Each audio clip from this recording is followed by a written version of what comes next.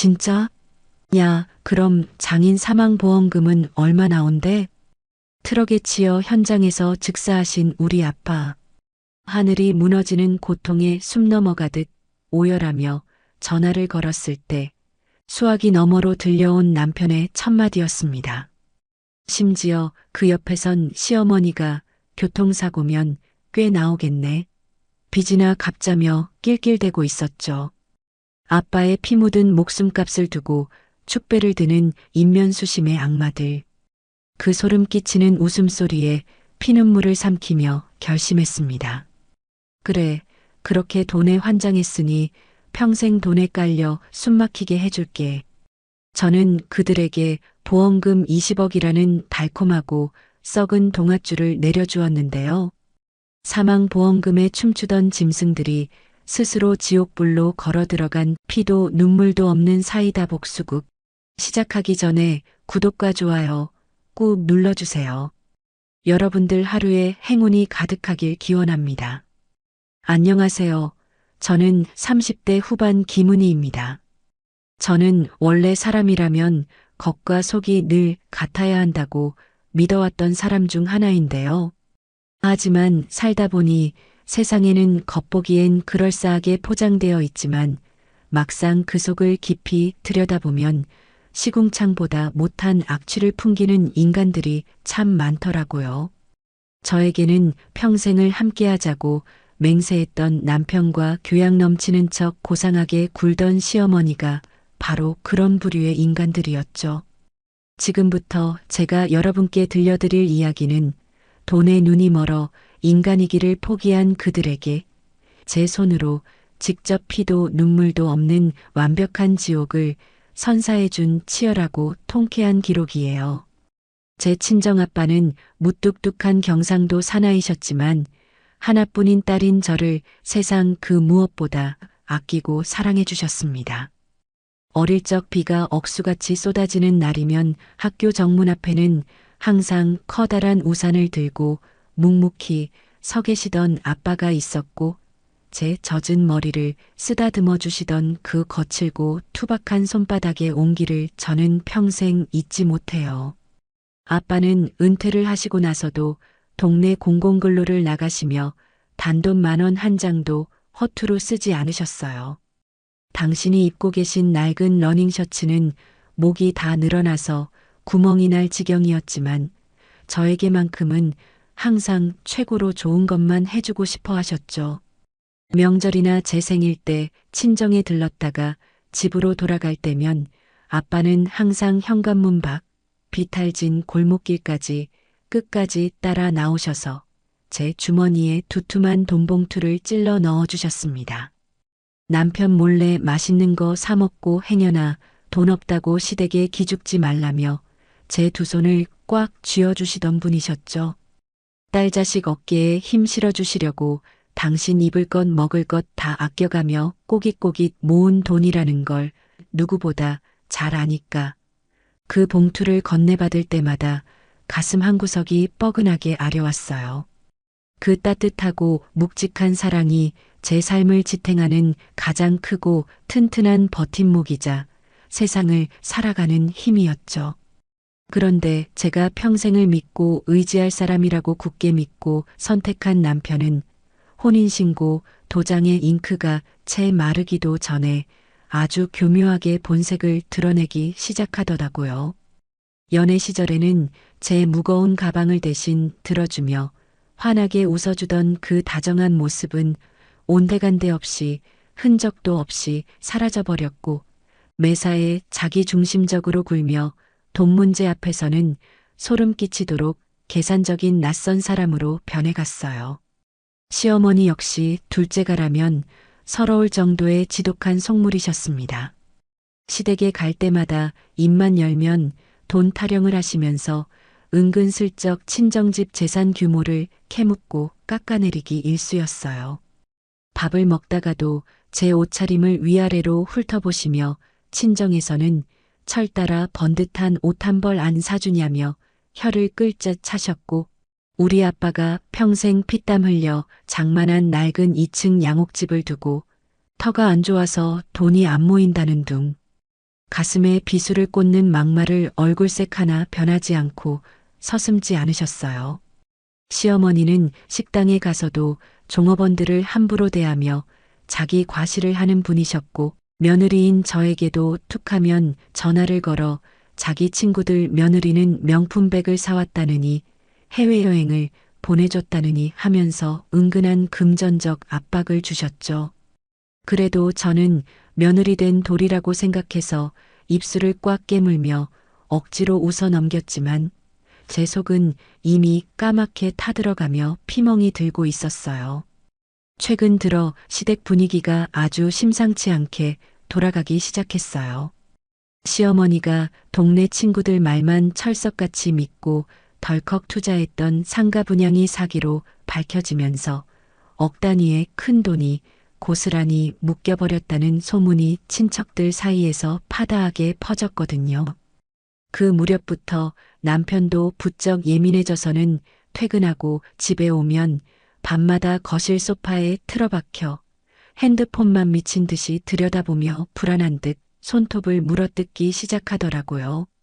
식비며 관리비며 온갖 생활비 결제를 제 신용카드로 슬쩍 미루는 횟수가 점점 늘어나더니 기어코 어느 주말 저녁에는 밥을 먹다 말고 아주 기가 막힌 소리를 뻔뻔하게 내뱉었죠. 남편은 쥐고 있던 숟가락을 식탁 위에 탁 소리 나게 내려놓더니 제 옆으로 바짝 다가와 어깨에 팔을 징그럽게 두르며 아주 능글맞은 표정으로 속삭였어요. 장인어른 노후자금 모아두신 거 우리 조금만 융통해서 빌렸으면 안 되냐? 저는 순간 제 귀를 의심하며 남편의 팔을 거칠게 뿌리치고 자리에서 벌떡 일어났어요. 남편은 당황하기는커녕 뻔뻔하게 고개를 치켜들고 제 눈을 똑바로 쳐다보며 어차피 나중에 우리가 다 물려받을 돈인데 융통성 있게 좀 미리 당겨 쓰자며 오히려 저를 큰 소리로 다그치는 게 아니겠어요? 당장 친정아빠에게 전화를 걸어보라며 제 코앞까지 핸드폰을 들이미는 남편의 탐욕스럽고 번들거리는 눈빛을 마주하는 순간 등골에 오싹한 소름이 쫙 끼쳤죠. 제가 입을 꾹 다물고 무섭게 노려보기만 하자 결국 남편이 자기 손으로 직접 아빠에게 전화를 걸어둔 이야기를 꺼냈고 수화기 너머로 상황을 들으신 우리 아빠는 평생 딸 고생시키는 놈한테는 10원 한 장 내어줄 수 없다며 불호령을 내리시고 단칼에 거절하셨어요. 그날 이후로 남편은 치사하게 아빠를 모른 척하며 속으로 깊은 앙심을 품었고 우리 부부 사이에는 언제 터질지 모르는 시한폭탄을 안고 있는 것처럼 숨막히는 냉기류가 쉴 새 없이 흐르고 있었습니다. 그렇게 위태롭지만 겉으로는 평화로운 척 위태롭게 흘러가던 어느 평일 오후였어요. 거실 베란다 창문으로 따스한 햇살이 비쳐 들어오고 저는 식탁에 앉아 따뜻한 커피를 홀짝이며 밀린 가계부를 정리하고 있었죠. 일상적이고 평온했던 그 순간 식탁 위에 올려둔 핸드폰 화면에 낯선 번호가 번쩍이며 요란하게 울리기 시작했어요. 평소 같았으면 대출 권유나 스팸 전화인 줄 알고 무시했을 텐데 그날따라 왠지 가슴이 철렁 내려앉으면서 형언할 수 없는 불길한 예감이 발끝부터 정수리까지 온몸을 휘감더라고요. 덜덜 떨리는 손을 뻗어 통화 버튼을 누르고 누구시냐고 묻자마자 수화기 너머로 건조하고 딱딱한 남자의 목소리가 들려왔습니다. 자신을 경찰서 교통조사계 형사라고 밝힌 남자는 제 이름과 신원을 철저하게 확인하더니 제가 평생 동안 단 한 번도 상상조차 해본 적 없던 끔찍하고 잔인한 말들을 아무런 감정의 동요 없이 무심하게 쏟아냈어요. 아빠가 횡단보도를 건너시던 중 졸음운전을 하던 대형 화물 트럭에 치여 현장에서 즉사하셨다는 거였죠. 그 말을 듣는 순간 제 세상의 시간이 완전히 멈춰버리고 주변의 모든 소리가 아득하게 멀어졌어요. 심장 박동 소리만 귓가를 터질 듯이 때렸고 눈앞이 새하얗게 변하면서 다리에 힘이 완전히 풀려 그대로 식탁 의자에서 거실 바닥으로 쿵 하고 고꾸라지고 말았죠. 차가운 바닥에 엎드린 채로 도저히 숨을 쉴 수가 없어서 가슴팍을 세차게 쥐어뜯으며 짐승처럼 울부짖었습니다. 아침에도 밥 잘 챙겨 먹으라며 호탕하게 웃으며 다정하게 통화했던 우리 아빠가 도대체 왜 차가운 길바닥에서 끔찍하게 돌아가셔야만 하는 건지 도무지 믿을 수가 없었거든요. 뜨거운 눈물이 폭포수처럼 쏟아져 내려 거실 바닥을 흥건하게 적셨고 온몸이 사시나무 떨리듯 통제할 수 없을 정도로 덜덜 떨려왔어요. 빨리 정신을 차려야 한다고 혼자서 차가운 병원 안치실에 누워 계실 아빠에게 당장 가봐야 한다고 스스로의 뺨을 세차게 내리치며 간신히 바닥을 짚고 몸을 일으켰습니다. 눈물로 범벅이 된 얼굴을 닦을 새도 없이 미친 듯이 떨리는 손가락으로 남편의 번호를 누르는데 손에 힘이 들어가지 않아 핸드폰을 바닥에 여러 번이나 떨어뜨렸는지 몰라요. 신호음이 길게 이어지는 그 짧은 몇 초의 시간이 저에게는 숨이 막히는 영원처럼 아득하게 느껴졌죠. 마침내 찰칵하는 소리와 함께 남편이 전화를 받았고 저는 턱끝까지 차오르는 오열을 억누르며 목이 찢어지라 소리쳤어요. 여보, 지금 당장 병원으로 와. 아빠가 교통사고로 돌아가셨대. 저는 남편이 너무 놀라 말을 잇지 못할 거라 생각했어요. 그래도 명색이 가족이고 사위인데 당연히 지금 거기가 어디냐고 당신 괜찮냐고 다급하게 물으며 당장 하던 일을 내팽개치고 저에게 달려오겠다고 할 줄 알았죠. 그런데 수화기 너머로 들려온 남편의 목소리는 제 간절한 예상과는 너무나도 달랐어요. 무언가 시원한 음료수를 마시는 듯 꿀꺽거리는 소리가 들리더니 믿을 수 없을 만큼 경쾌한 목소리가 제 고막을 날카롭게 파고들었거든요. 진짜? 장인어른이 돌아가셨다고? 야, 그럼 사망보험금은 얼마나 나온대? 저는 순간 벼락을 맞은 것처럼 온몸이 딱딱하게 굳어버렸고 제 귀를 의심하며 헉하고 숨을 멈췄어요. 방금 내가 내 귀로 무슨 소리를 들은 건지 뇌가 상황 자체를 인지하지 못해 머릿속이 하얗게 비워졌죠. 하지만 남편의 소시오패스 같은 끔찍한 망언은 거기서 끝이 아니었어요. 엄마가 보험금 받으면 우리 빚부터 좀 갚자는데 잘됐네. 교통사고면 특약도 빵빵하게 들어있어서 꽤 많이 나오겠다. 남편의 그 소름 끼치는 목소리를 듣는 순간 뺨을 타고 흐르던 뜨거운 눈물마저 차갑게 얼어붙으며 흔적도 없이 쏙 들어가 버렸습니다. 머릿속을 쾅쾅 울리던 슬픔의 자리에 맹렬하게 끓어오르는 사리가 들어차면서 저는 아무 대답도 하지 않고 그대로 통화 종료 버튼을 꾹 눌러버렸어요. 미친 사람처럼 택시를 잡아타고 병원 영안실로 달려가 하얀 천에 덮여 차갑게 식어버린 아빠의 시신을 부여잡고 어떻게든 온기를 불어넣으려 발버둥 쳤지만 우리 아빠는 끝내 저를 향해 따뜻하게 웃어주던 그 눈을 뜨지 않으셨죠. 장례식장이 차려지고 국화꽃 향기가 코끝을 찌르는 서늘한 빈소에 상복을 입고 넋이 나간 채 바닥에 주저앉아 있는데 남편과 시어머니가 허겁지겁 빈소 안으로 뛰어들어오더라고요. 두 사람은 아빠의 영정 사진을 보자마자 바닥에 엎드려 아이고, 아이고 곡소리를 내며 온 세상이 무너진 것처럼 과장되게 통곡하기 시작했어요.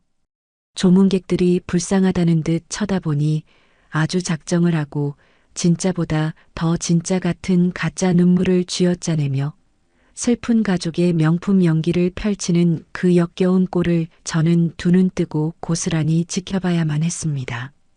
상주 완장을 차고 밖에서 손님을 맞이하는 척 연기하던 남편은 조문객 발길이 조금만 뜸해지면 귀신같이 저를 빈소 구석진 복도로 끌고 가서 귓속말을 속삭였어요. 남편은 제 얇은 팔목을 거칠게 쥐고 탐욕으로 붉게 충혈된 눈알을 번들거리며 숨막히게 닥달하기 시작했죠. 그래서 장인어른 보험금 언제 나온대? 교통사고 특약도 들어있는 거 확인했어? 빨리 알아봐. 저는 당장이라도 남편의 뺨을 올려붙이고 차려진 제사상을 전부 다 뒤엎어버리고 싶었지만 완벽하고 처절한 복수를 내 손으로 완성하기 위해 끓어오르는 분노를 가슴 밑바닥으로 꾹꾹 눌러 담으며 넋이 완전히 나간 초점 없는 눈동자로 남편을 멍하니 쳐다보기만 했어요. 제가 입을 꾹 다물고 아무 대답도 안 하고 있으니까 남편은 답답하다는 듯이 제 어깨를 거칠게 확 밀치고는 쯧쯧 혀를 차며 다시 접객실로 횡하니 나가버리더라고요. 시어머니 역시 아들에게 질세라 제 친정엄마 곁에 찰거머리처럼 딱 달라붙어서는 피를 빨아먹을 궁리만 하고 있었어요. 평생의 반려자를 잃은 충격에 시금전폐하고 숨을 헐떡이며 쓰러질 듯 기대 앉아 있는 친정엄마의 파리한 손을 두 손으로 부여잡고 세상에서 가장 자애롭고 슬픔을 나누는 사돈인 척 위로를 건네며 은근슬쩍 더러운 속내를 드러내셨습니다. 사돈 영감 평소에 씀씀이도 안 크시고 실속 꽉꽉 채워놓으셨을 것 같은데 남은 재산 정리는 어떻게 된대요?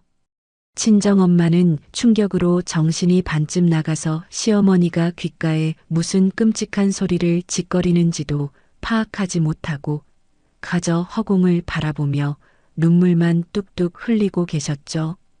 저는 친정엄마의 굽은 등 뒤에 서서 시어머니의 그 탐욕스럽게 들썩이는 뒤통수를 노려보며 속으로 수천 번 수만 번 날카로운 칼을 갈고 있었어요.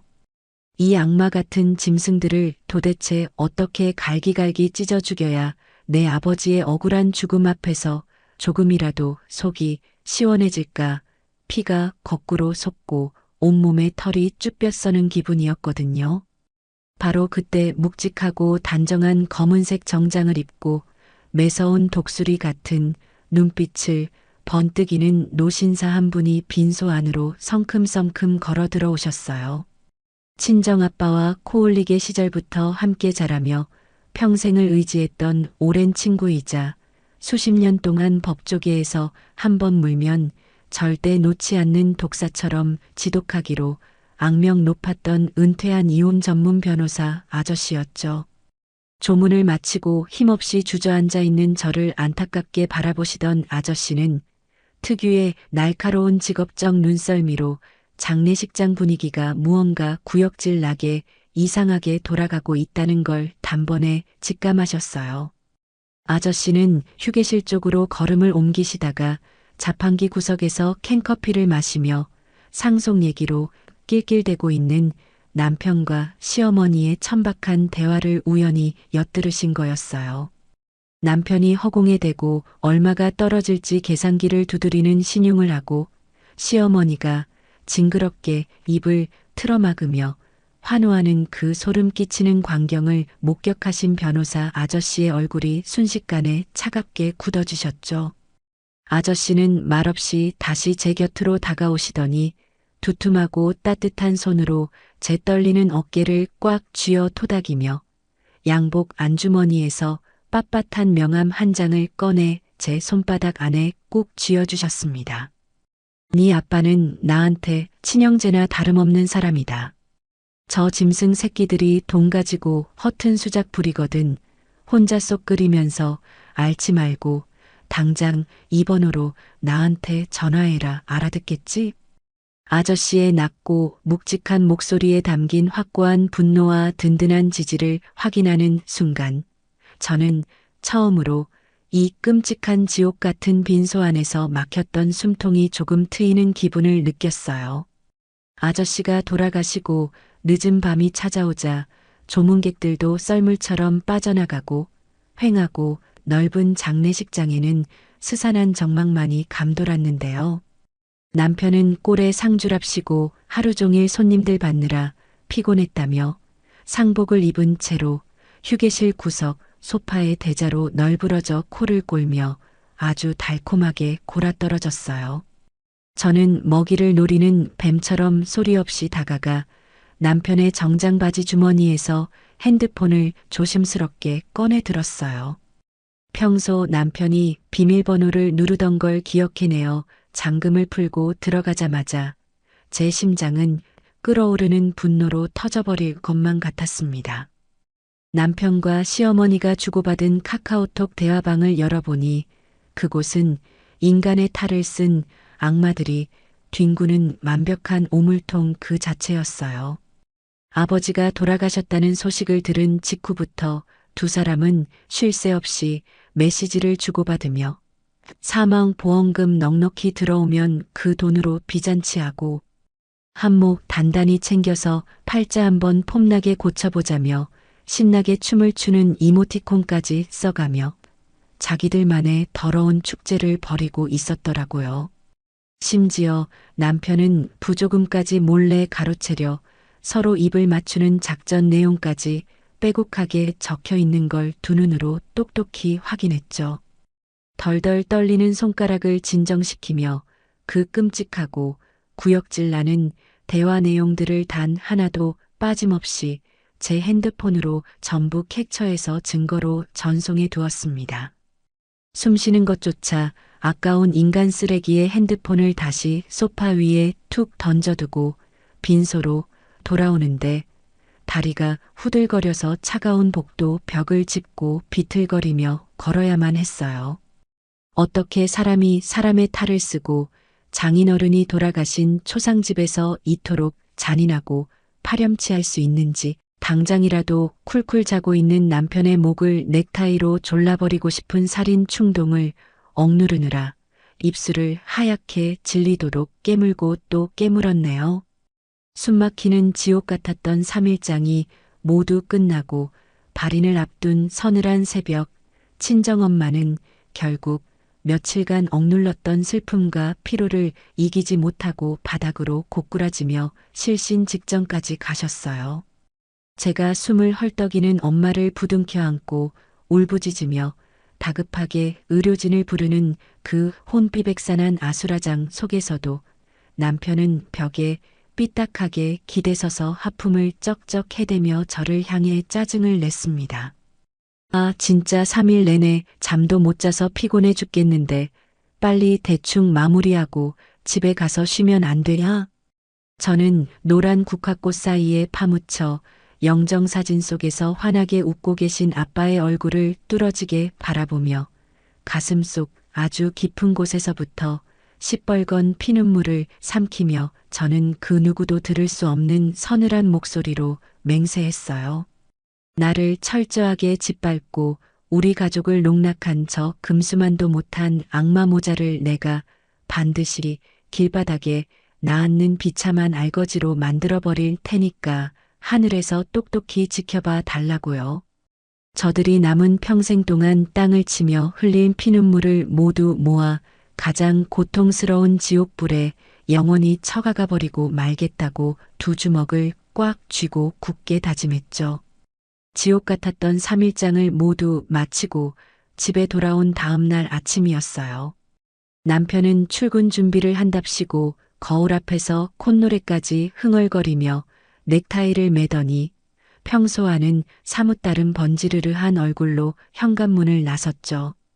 현관문이 닫히는 도어록 소리가 울리자마자 저는 기다렸다는 듯이 자리에서 벌떡 일어나 남편의 서재로 미친 듯이 달려들어갔어요.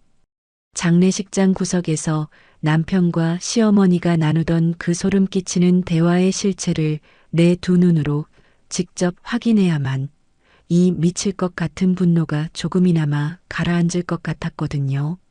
서랍을 샅샅이 뒤져 남편이 평소 애지중지 숨겨두던 금융인증서가 담긴 보안카드와 이동식 메모리를 찾아내고 곧장 컴퓨터 전원을 켜서 남편의 주거래 은행 사이트에 모조리 접속해 들어갔죠.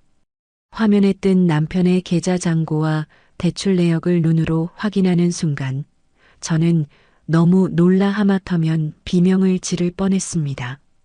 남편이 갚아야 한다고 징징대던 그 빚은 단순히 은행에서 빌린 평범한 마이너스 통장이나 생활비 대출이 전혀 아니었더라고요. 수많은 계좌로 잘게 쪼개져서 수상하게 이체된 내역들을 끈질기게 추적해보니 그 종착지는 전부 불법 스포츠 도박 사이트의 자금 세탁용 대포 통장들이었어요. 한 푼 두 푼 호기심에 잃기 시작하더니 어느새 눈덩이처럼 걷잡을 수 없이 불어난 도박빚이 자그마치 수억 원대에 달하고 있었던 거죠. 남편은 그 어마어마한 도박빚을 몰래 돌려막기 위해 이율이 무시무시한 제3금융권 대출까지 겁없이 손을 댄 상태였고 매달 폭포수처럼 쏟아지는 살인적인 이자를 감당하지 못해 벼랑 끝에 몰려 있으면서도 겉으로는 번듯한 대기업 과장 행세를 하며 저를 감쪽같이 속여왔던 거예요. 더 기가 막힌 사실은 이런 파멸적인 상황이 남편 하나로 끝나지 않았다는 점이에요. 남편의 책상 맨 아래쪽 굳게 잠긴 서랍을 공구함에서 가져온 드라이버로 억지로 뜯어내고 그 안에 꽁꽁 숨겨진 우편물 무더기를 꺼내어 하나하나 찢어밟기듯 확인하기 시작했는데요. 거기에는 시어머니 이름으로 날아온 시뻘건 글씨의 대부업체 독촉장들이 수북하게 쌓여 있었습니다. 시어머니가 동네 친구들과 어울려 번듯한 역세권 상가에 투자했다며 저에게 그렇게 콧대를 높이고 유세를 떨었던 그 돈의 행방 역시 참담하기 그지없었어요. 그건 합법적인 상가 투자도 아니었고 물정 모르는 노인들을 상대로 조악한 건강식품을 강매하고 돈을 뜯어내는 악질적인 다단계 피라미드 사기였던 거였어요.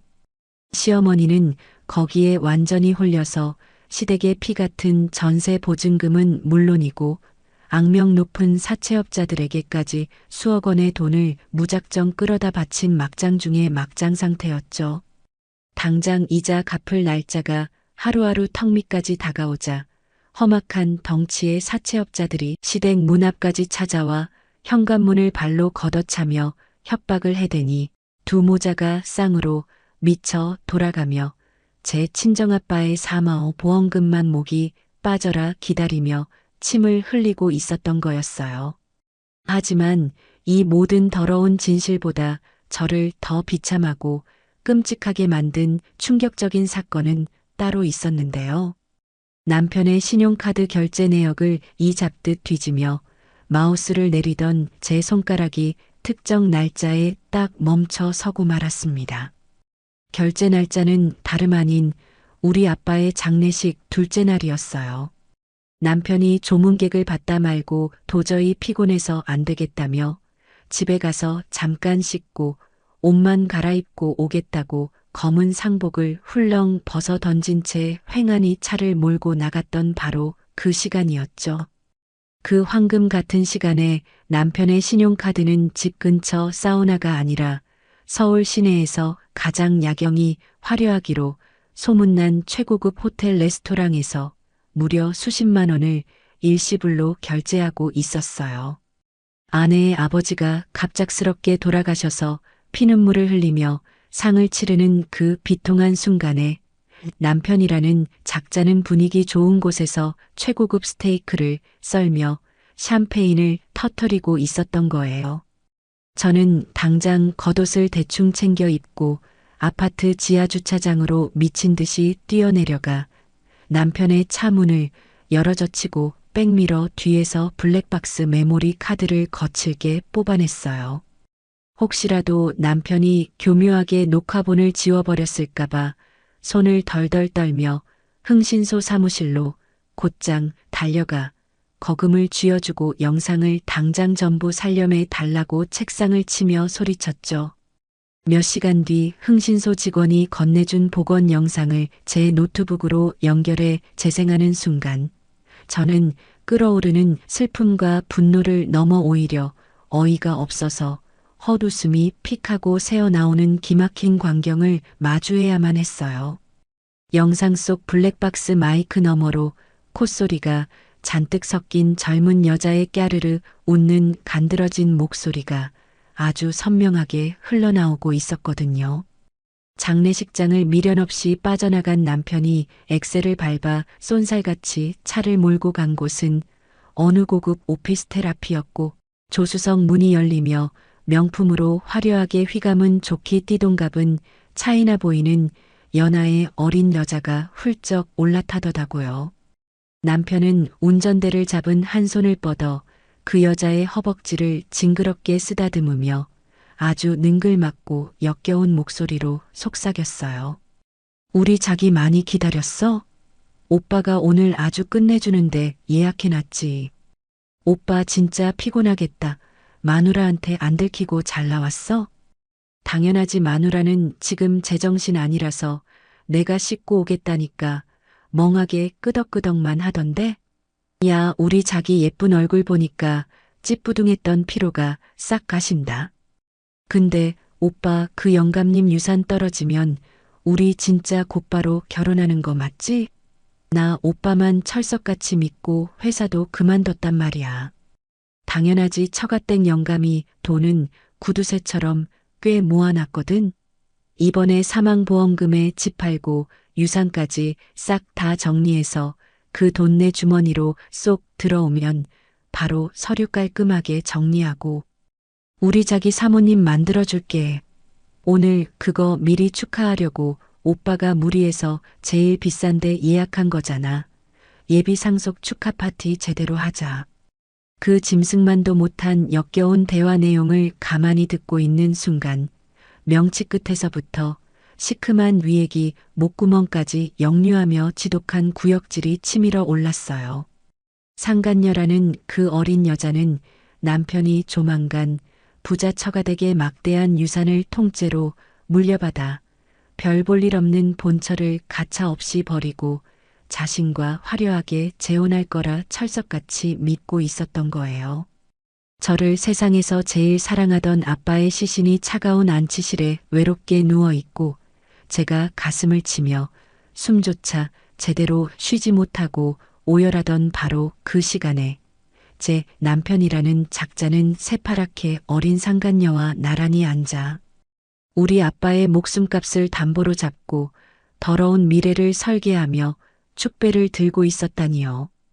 분노가 인간이 감당할 수 있는 한계치를 넘어서니 오히려 펑펑 쏟아지던 눈물 한 방울조차 나오지 않고 무서울 정도로 차가운 이성이 제 머리를 완벽하게 지배하기 시작하더라고요.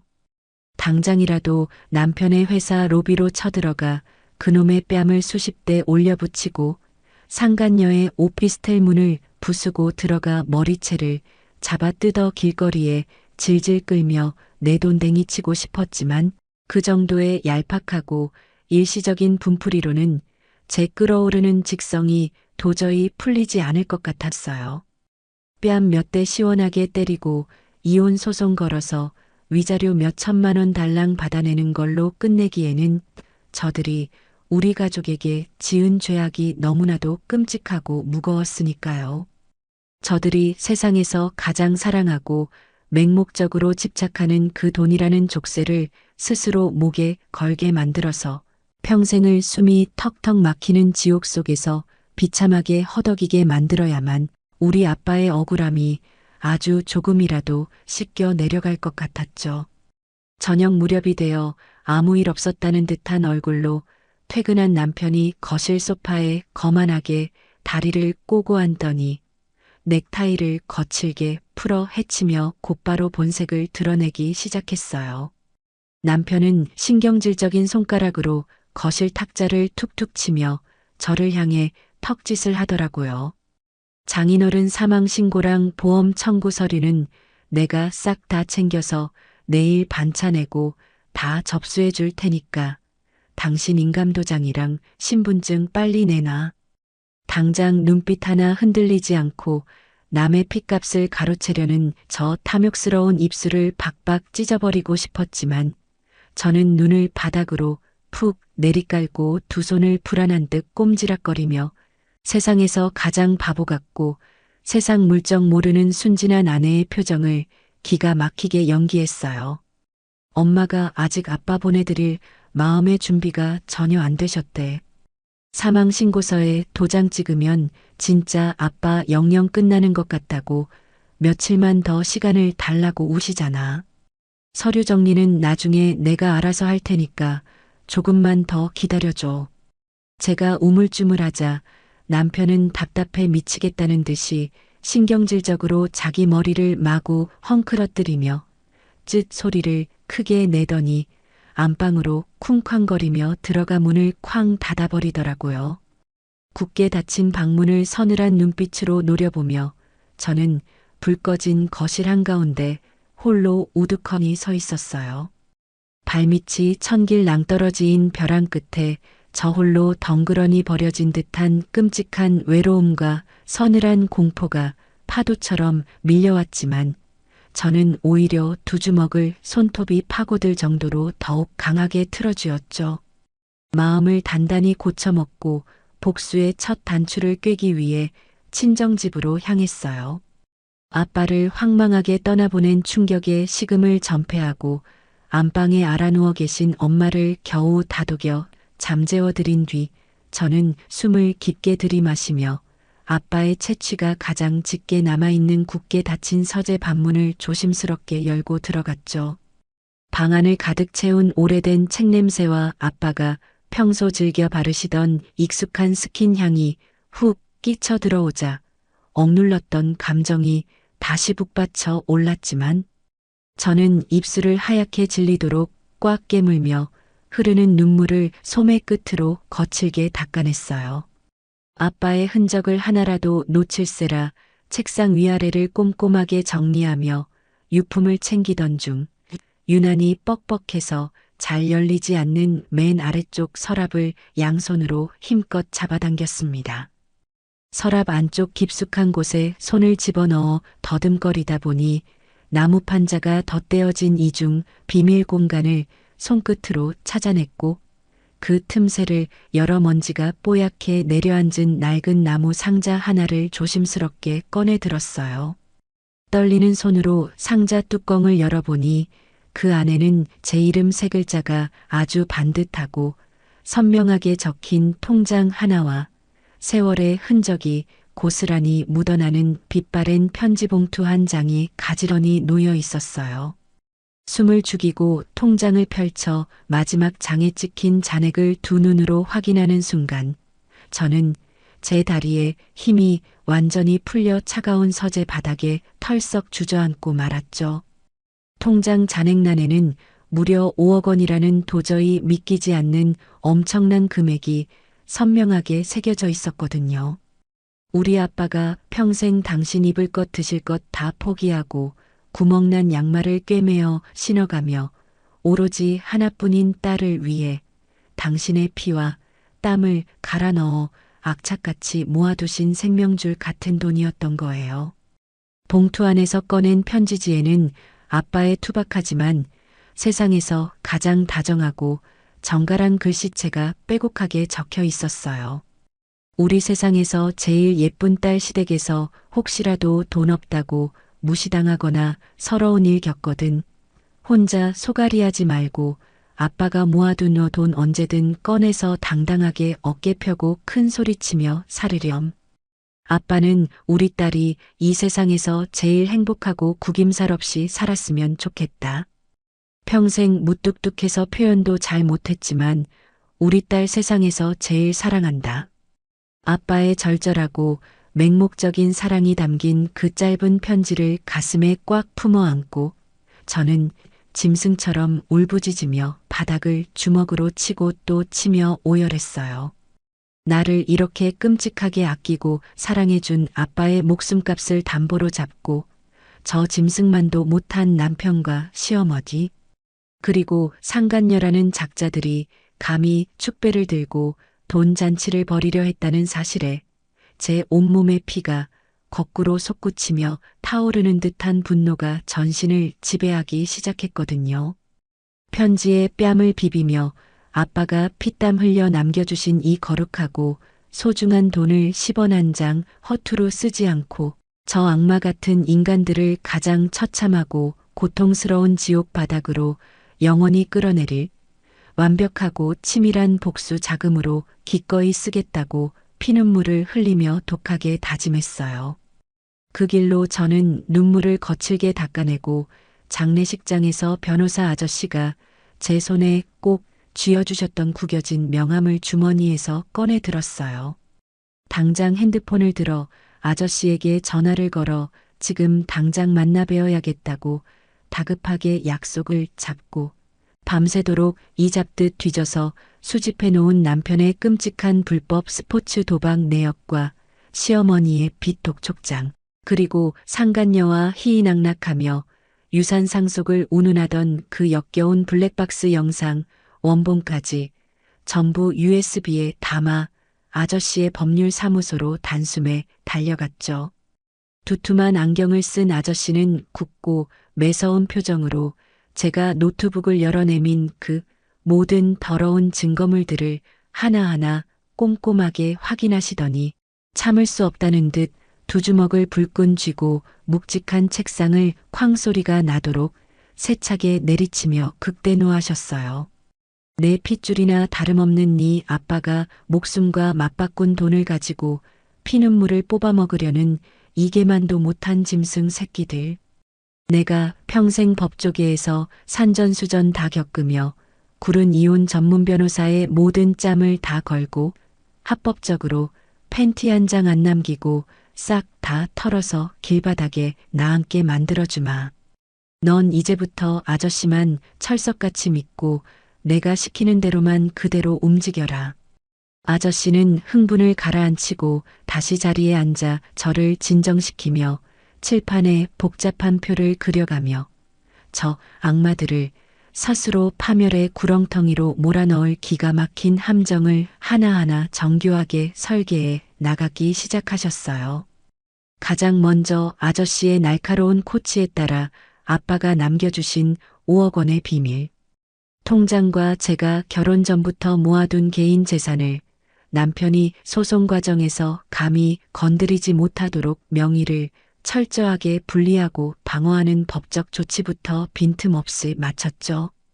그리고 저 탐욕의 눈먼 시댁 식구들의 숨통을 단번에 끊어버릴 가장 치명적이고 달콤한 미끼를 만들기 위해 머리를 맞대었어요. 변호사 아저씨는 나중에 우리가 사문서 위조 같은 뻔한 법적인 꼬투리를 잡혀 오히려 역공을 당하지 않도록 아주 교묘하고 영악한 방법을 제안하셨어요. 아저씨는 고급스러운 법무법인 직인이 찍힌 서류철에 고인 유산 20억 세금 처리 및 배분 계획이라고 큼지막하게 적힌 사적인 업무 메모장 형태의 문서를 직접 작성해 주셨습니다. 공문서가 아니라 변호사 개인이 상속 처리를 위해 임의로 끄적여 놓은 단순한 업무용 메모 형식이라 나중에 법정에 가더라도 범죄가 성립되지 않는 완벽하게 합법적인 테두리 안에 덧치였죠. 그 가짜 메모지에는 아빠의 부동산 처분 대금과 상상도 못할 막대한 거액의 사망보험금을 합쳐 총 20억이 넘는 엄청난 돈이 저에게 단독으로 상속될 예정이며 세금 공제 후 몇 월 며칠에 입금된다는 내용이 아주 그럴싸하게 전문적인 법률 용어들과 함께 빼곡히 적혀 있었어요. 그 완벽한 미끼를 핸드백 깊숙이 챙겨 들고 집으로 돌아온 저는 거울 앞에서 얼굴 근육을 풀며 돈 냄새를 맡고 흥분한 멍청한 아내의 표정을 기가 막히게 세팅했어요. 때마침 퇴근을 하고 돌아와 거실 소파에 다리를 꼬고 앉아 핸드폰으로 불법 대출을 알아보고 있던 남편의 옆으로 다가가 바싹 붙어 앉으며 아주 호들갑스럽게 목소리를 높여 치명적인 미끼를 툭 던져버렸죠. 여보 대박 났어. 아빠가 생전에 들어놓은 생명보험금이 무려 3개나 있었대. 게다가 예전에 사둔 땅값이 엄청 올라서 그거 다 합치면 상속받을 유산이 20억이 넘는데 20억이라는 상상조차 해본 적 없는 천문학적인 액수를 듣는 순간 남편의 눈동자가 커지며 손에 들고 있던 핸드폰을 거실 바닥에 툭 떨어뜨리더라고요. 남편은 용수철처럼 자리에서 벌떡 일어나 제 어깨를 두 손으로 부여잡고 숨을 헐떡이며 콧구멍을 벌렁거렸어요. 너 지금 20억이라고 했어? 진짜 20억 확실해? 변호사가 그렇게 말했어? 남편은 제가 핸드백에서 그 가짜 메모를 살짝 꺼내서 눈앞에 휙 보여주자마자 이성을 완전히 상실하고 괴성을 지르며 온 집안을 미친 사람처럼 쿵쾅거리며 뛰어다니기 시작했어요. 당장 시어머니에게 전화를 걸어 쉰 목소리로 우리 이제 재벌됐다며 고래고래 소리를 지르는 그 역겨운 뒷모습을 보며 저는 속으로 미친 듯이 조소를 터뜨렸죠. 전화를 끊자마자 시어머니 역시 10분도 채 지나지 않아 숨을 헐떡이며 우리 집 현관문을 거칠게 열고 뛰어들어오셨어요. 평소에는 저를 벌레 보듯 무시하며 제 옷차림 하나하나 다 트집 잡고 구박하던 시어머니가 제 손을 덥석 부여잡고는 자기 뺨에 비비며 세상에서 가장 역겹고 가증스러운 아양을 떨기 시작하더라고요. 아이고, 우리 복덩이 며느리 내가 널 처음 봤을 때부터 관상에 금은 보화가 철철 넘쳐 흐른다고 했잖니. 우리 사돈어른 돌아가신 건 너무 슬프지만 다 산 사람 살라고 이렇게 큰 복을 내려주고 가셨네. 아이고 예쁜 내 새끼. 남편 역시 시어머니 옆에 찰싹 붙어서 제 다리를 주물러대며 당신 그동안 나 만나서 고생만 했는데 이제 20억 들어오면 꽃길만 걷게 해주겠다며 침을 튀겨가며 환상의 나래를 펼쳤어요. 20억이라는 어마어마한 숫자가 굵은 글씨로 선명하게 적힌 가짜 상속 메모지를 덥석 물고 눈이 완전히 뒤집힌 남편과 시어머니를 내려다보며 저는 아주 자애롭고 헌신적인 천사 아내의 두꺼운 가면을 완벽하게 덮었었어요. 거실 소파에 앉아 덜덜 떨리는 손으로 계산기를 두드리고 있는 남편의 차가운 손등을 제 두 손으로 다정하게 포개어 쥐고는 세상에서 가장 달콤하고 부드러운 목소리로 치명적인 독약을 한 방울씩 정성껏 떨어뜨리기 시작했죠. 여보, 우리 아빠가 남겨주신 20억 들어오면 내가 당신 무거운 짐부터 싹 다 덜어줄게. 당신 요즘 밤마다 대출 앱 쳐다보면서 혼자 끙끙 앓던 그 빚 있지. 그거 내가 다 깔끔하게 갚아줄게. 그리고 어머님 상가 투자하셨다가 사기당해서 묶이신 돈도 제가 한 방에 싹 다 정리해 드릴 테니까 혼자 소갈이 하지 마세요. 우리 이제 지긋지긋한 돈 걱정 없이 보란 듯이 떵떵거리며 새 출발하자. 제가 남편의 치부인 도박빚의 실체는 꿈에도 모르는 척 그저 평범한 대출금인 줄로만 알고 갚아주겠다고 순진하게 굴자 남편은 안도감과 탐욕이 뒤섞인 짐승 같은 거친 숨을 헐떡이며 무릎을 꿇고 제 손등에 자기 입술을 마구 비벼대기 시작하더라고요. 자기가 완벽하게 저를 속이고 있다고 착각하며 심지어 눈물까지 찔끔 흘리고 당신밖에 없다고 감격스러운 표정을 지어 보이는 그 가증스러운 면상을 내려다보며 저는 속으로 끓어오르는 역겨운 구역질을 꾹 참아내야만 했어요. 저는 짐짓 심각한 표정으로 미간을 찌푸리고 남편의 어깨를 토닥이며 아주 영악하고 치밀한 함정을 하나 더 파놓았습니다. 근데 생명보험금 지급심사랑 유산상속세 처리 과정이 생각보다 엄청 복잡해서 그 큰돈이 내 통장으로 완벽하게 들어오려면 적어도 2달 정도는 꼼짝없이 걸린대. 당장 이자 내야 할 급한 불은 당신이 어떻게든 요령껏 잘 막고 있어. 2달 뒤에 20억 들어오면 그깟 사채 대출이자 몇 푼 안 되는 거 내가 수십 배로 다 쳐서 갚아줄 테니까 걱정하지 말고.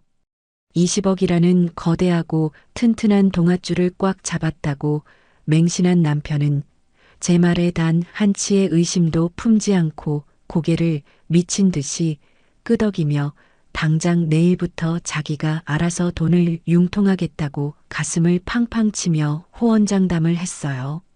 그날 이후로 남편은 이자율이나 상환 조건 따위는 아예 거들떠보지도 않고 오로지 2달만 버티면 벼락부자가 된다는 미친 생각에 완벽하게 사로잡혀 버렸죠. 남편은 제3금융권 대부업체부터 시작해 이름도 들어보지 못한 뒷골목의 악질적인 불법 사채 사무실까지 겁없이 찾아다니며 한도 끝도 없이 고금리 대출 서류에 마구잡이로 도장을 찍어대기 시작하더라고요.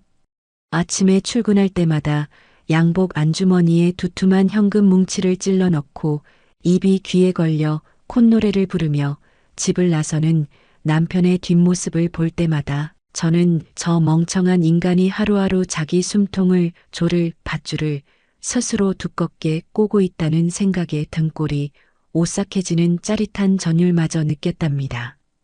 시어머니 역시 남편 못지않게 이성을 완전히 상실하고 브레이크 고장난 폭주 기관차처럼 파멸을 향해 내달리기 시작하셨어요. 시어머니는 평소에 입지도 않던 화려한 꽃무늬 원피스를 꺼내 입고 온 동네 미용실과 시장통을 쑤시고 돌아다니며 우리 며느리가 친정에서 20억을 통째로 물려받아서 자기는 이제 강남 사모님 소리 듣고 살게 생겼다며 침이 마르도록 허세를 부리고 다니셨거든요. 그 얄팍하고 천박한 허세에 잔뜩 취해버린 시어머니는 이참에 자기가 몸담고 있는 다단계 조직에서 돈을 더 부어 가장 높은 직급으로 올라가 한 몫을 단단히 챙겨야겠다며 눈에 시뻘건 불을 켜셨어요. 급기야 시어머니는 남편 몰래 시댁의 유일한 전 재산인 남은 전세 보증금마저 담보로 잡아 조폭이나 다름없는 악덕 사채업자에게 거액을 빌리고는 그 피 같은 돈을 다단계 사기꾼들의 아가리에 통째로 밀어 넣어버리셨죠.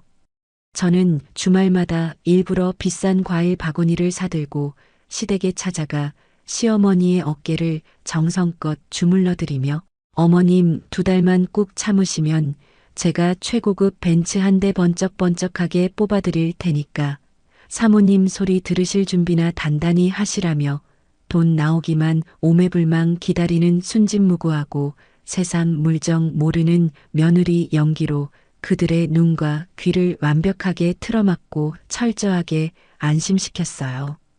그렇게 남편과 시어머니가 탐욕에 눈이 멀어 하루하루 빚잔치를 벌이며 춤을 추는 동안 저는 변호사 아저씨와 함께 짰던 그 완벽한 계획의 다음 단계를 아주 매끄럽고 신속하게 실행에 옮겼어요.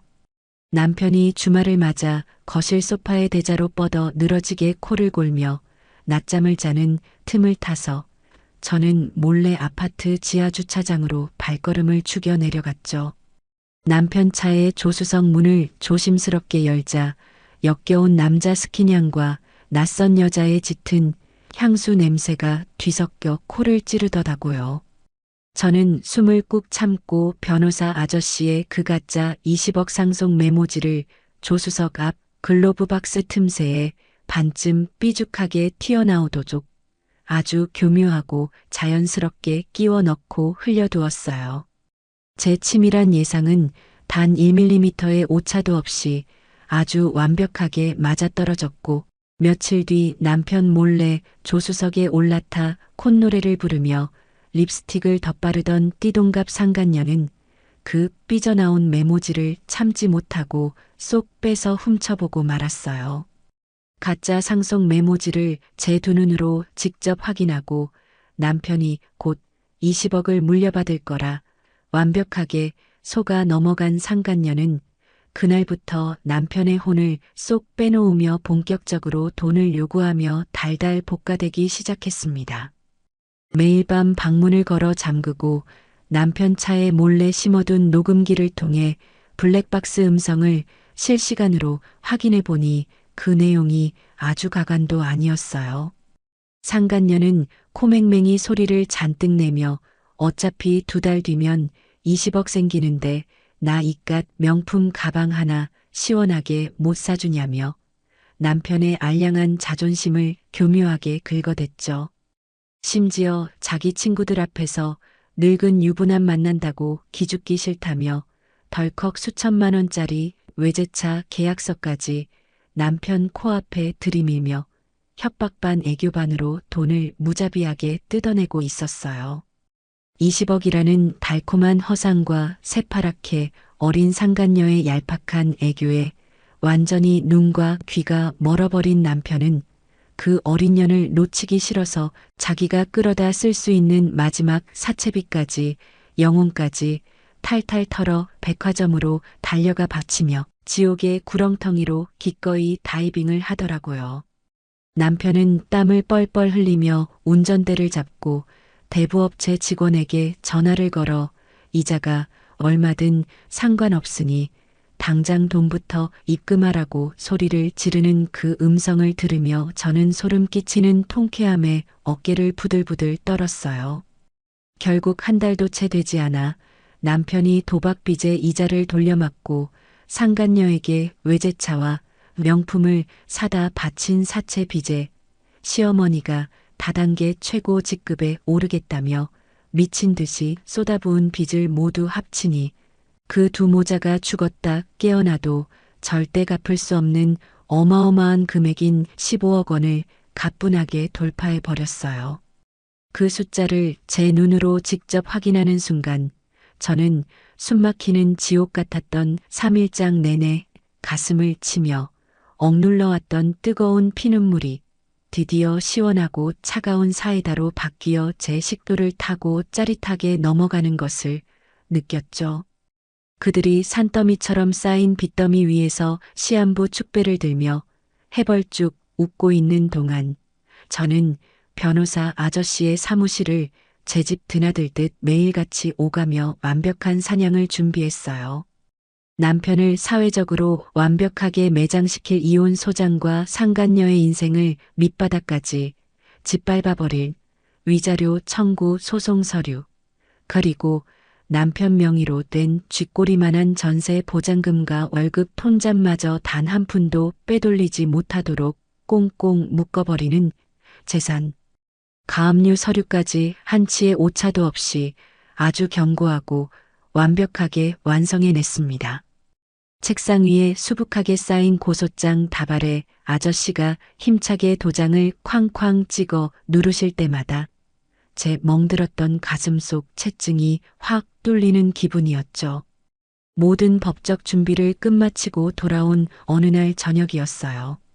빚쟁이들의 험악한 독촉 전화에 시달리면서도 헛된 희망에 잔뜩 부풀어 있는 남편이 거실 바닥에 앉아 텔레비전을 보는 제 등 뒤로 조심스럽게 다가오더니 아주 역겹고 끈적한 손길로 제 어깨를 주물러대기 시작하더라고요. 남편은 제 귓가에 입을 바싹 가져다 대고 가증스러운 미소를 지으며 속삭였어요. 우리 예쁜 마누라 요즘 장인어른 상 치르고 이래저래 신경 쓰느라 고생 엄청 많았지? 내가 어깨 시원하게 팍팍 주물러 줄게. 밖에서 아무리 잘난 놈들 난가 긴다 해봐야 역시 이 험한 세상에 내 편은 우리 예쁜 마누라밖에 없다 진짜. 제 등 뒤에서 시커먼 속내를 숨기고 돈 냄새를 맡으며 안마를 해대는 남편의 그 뻔뻔하고 징그러운 뒤통수를 상상하며 저는 눈을 질끈 감고 속으로 미친 듯이 폭소를 터뜨렸어요. 그래, 네가 이율도 안 보고 끌어다 쓴 그 15억의 사채.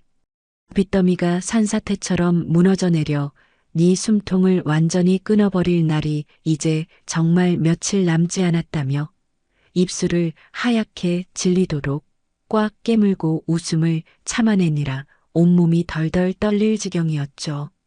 완벽한 증거 수집과 빈틈없는 법적 서류 그리고 스스로 무덤을 파고 그 밑바닥까지 걸어 들어간 악인들의 감당 불가능한 빚더미까지 모든 것이 제 통제 아래 완벽하게 준비되었음을 확인한 저는 거실 달력 앞으로 천천히 다가갔어요. 그리고 새빨간색 펜을 꽉 쥐고 그들을 가장 잔인하고 고통스럽게 파멸시킬 디데이의 동그라미를 크고 진하게 가리며 싸늘하게 카운트다운을 시작했어요. 제가 거실 달력에 빨간색 펜으로 동그라미를 겹겹이 쳐가며 손꼽아 기다리던 그 완벽한 파멸의 디데이를 딱 일주일 남겨둔 시점이었어요. 제가 아주 정성껏 파놓은 달콤하고 치명적인 함정의 머리끝까지 푹 빠져버린 남편과 시어머니는 20억이라는 신기루만 맹목적으로 바라보며 겁없이 고금리 사채를 끌어다 쓴 대가를 아주 혹독하게 치르기 시작했거든요. 이자율이나 상환 조건 따위는 거들떠보지도 않고 무작정 빌려 쓴 제3금융권과 뒷골목 불법 사채의 살인적인 이자 납입일이 하루가 멀다고 폭풍우처럼 들이닥치자 두 사람의 숨통을 조이는 압박감은 상상을 초월했어요. 특히 남편 몰래 시댁의 유일한 전 재산인 전세 보증금까지 빼서 다단계 사기꾼들에게 밀어넣은 시어머니는 당장 조폭이나 다름없는 험악한 사채업자들이 매일같이 집으로 찾아와 현관문을 걷어차며 협박을 해대니 눈에 띄게 초조해하며 이성을 완전히 잃어가고 있었죠. 며느리 통장에 유산이 들어오려면 아직 한 달이나 넘게 기다려야 하는데 당장 오늘 내일 깡패들에게 머리채를 잡히고 길바닥에 나앉게 생겼으니 그 간장 종지보다 못한 시어머니의 얄팍한 인내심이 결국 바닥을 처참하게 드러내고 만 거예요. 제가 회사 사무실에 앉아 정신없이 밀린 결제 서류를 검토하고 있던 바로 그 시간, 친정집에서는 도저히 인간의 상식으로는 상상조차 할 수 없는 끔찍하고 잔인한 폐악질이 벌어지고 있었습니다. 나중에 이웃집 아주머니의 다급한 연락을 받고 경찰에 신고해 친정집 골목에 설치된 방범용 폐쇄회로 화면을 통해 그날 오전에 소름 끼치는 상황을 제 두 눈으로 똑똑히 확인했거든요. 친정 엄마에게 들은 사건의 전말은 이러했어요. 독이 바짝 오른 시어머니가 택시에서 씩씩거리며 내려 친정집 대문을 주먹으로 거칠게 쾅쾅 내리치기 시작했고 엄마가 퀭한 얼굴로 마지못해 문을 열어주자마자 시어머니는 거실 한가운데까지 성큼성큼 쳐들어갔죠.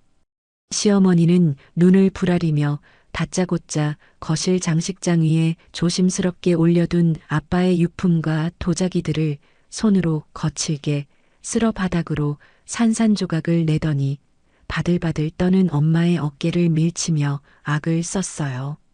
사돈, 죽은 영감돈 깔고 앉아있지 말고 그 20억 빨리 내놓으란 말이야.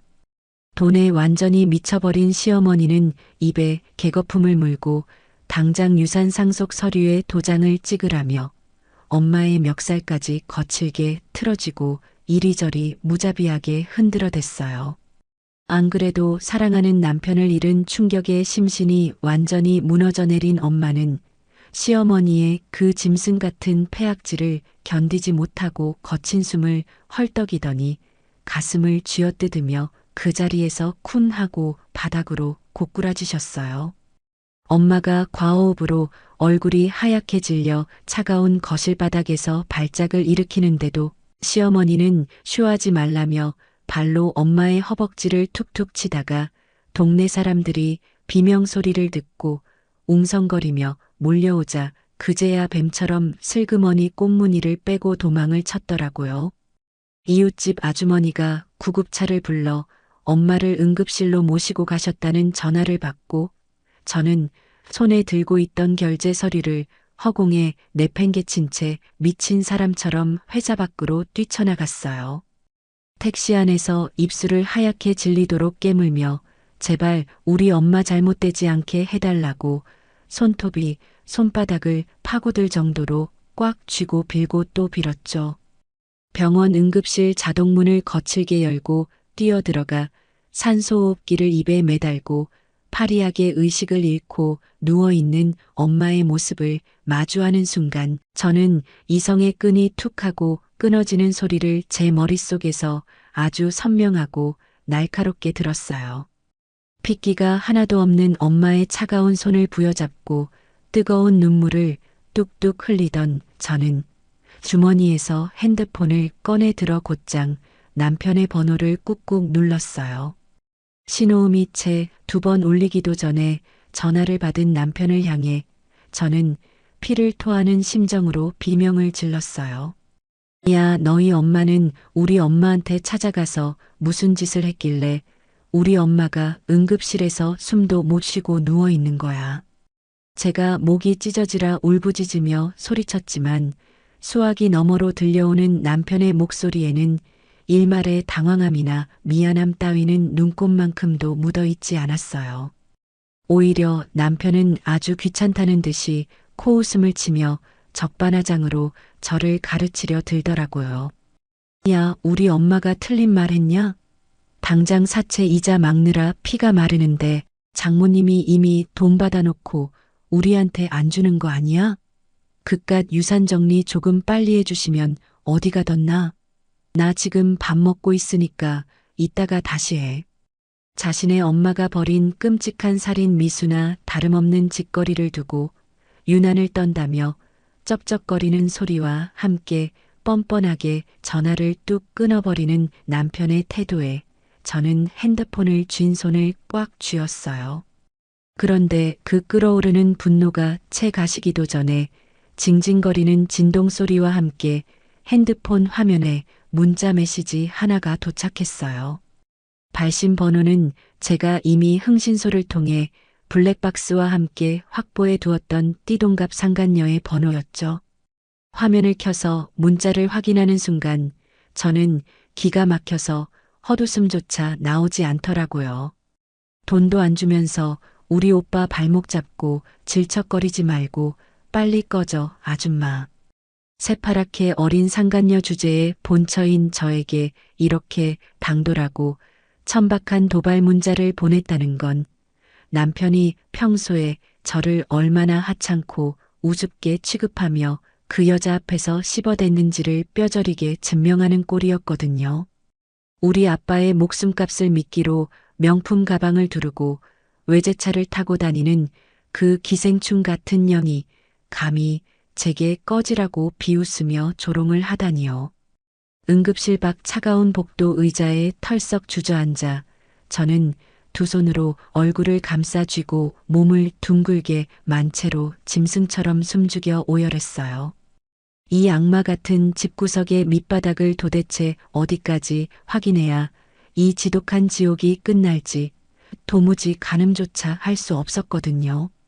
당장이라도 변호사 아저씨에게 전화를 걸어 일주일 뒤로 잡아두었던 완벽한 파멸의 디데이를 전부 취소하고 지금 당장 경찰서로 달려가 시어머니를 폭행과 주거 침입으로 고소하고 남편과 상간녀의 소장을 법원에 모조리 날려버릴까 수백 번도 넘게 갈등했어요.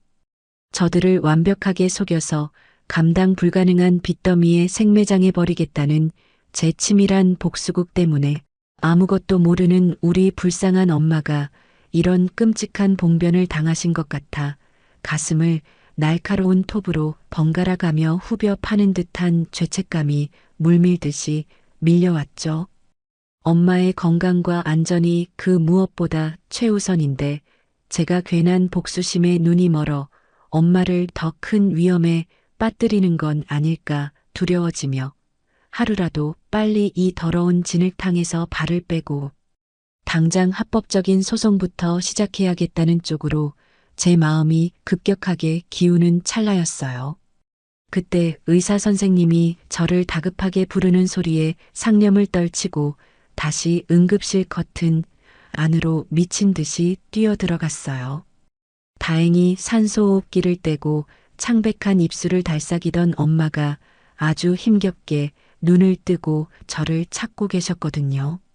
제가 엄마의 가슴에 얼굴을 묻고 짐승처럼 엉엉 울며 내가 당장 소송 걸고 다 끝내버리겠다고 미안하다고 용서를 구했어요. 그런데 뼈만 남은 듯이 앙상한 엄마의 손이 제 거친 두 손을 아주 억세고 강한 힘으로 꽉 움켜쥐더라고요. 고개를 들어 엄마를 바라보니 금방이라도 쓰러질 것 같던 연약한 엄마의 눈동자 안에 무서울 정도로 강렬하고 단호한 불꽃이 이글거리며 타오르고 있었어요. 엄마는 쉰 목소리지만 한 글자 한 글자 아주 또렷하고 명확하게 제 귓가에 대고 말씀하셨죠. 내 걱정은 추호도 하지 마라. 네 아빠 잡아먹고 내 딸 피눈물 흘리게 만든 저 짐승들 절대 가만두지 마라. 아주 뼛속까지 다 털어버려. 엄마의 그 단호한 눈빛과 피를 토하는 듯한 굳건한 절규를 듣는 순간 제 머릿속을 어지럽게 맴돌던 얄팍한 망설임과 두려움이 아주 차갑고 날카로운 얼음 조각처럼 단단하게 굳어지는 것을 느꼈어요. 우리 엄마는 제가 생각했던 것보다 훨씬 더 강하고 단단한 분이셨고 저 역시 아빠의 복수를 이대로 어설프고 시시하게 끝낼 수는 없었으니까요. 저는 엄마의 거친 손등에 뜨거운 입맞춤을 깊게 남기며 뺨에 흐르는 눈물을 거칠게 닦아냈어요. 그리고 주머니에서 핸드폰을 열어 달력 앱에 표시해 두었던 디데이를 당장 내일로 과감하게 앞당겨 수정했죠. 일주일씩이나 저 버러지 같은 인간들이 숨을 쉴 수 있게 기다려줄 한 줌의 자비조차 모두 완벽하게 거두어드리기로 매섭게 결단했거든요.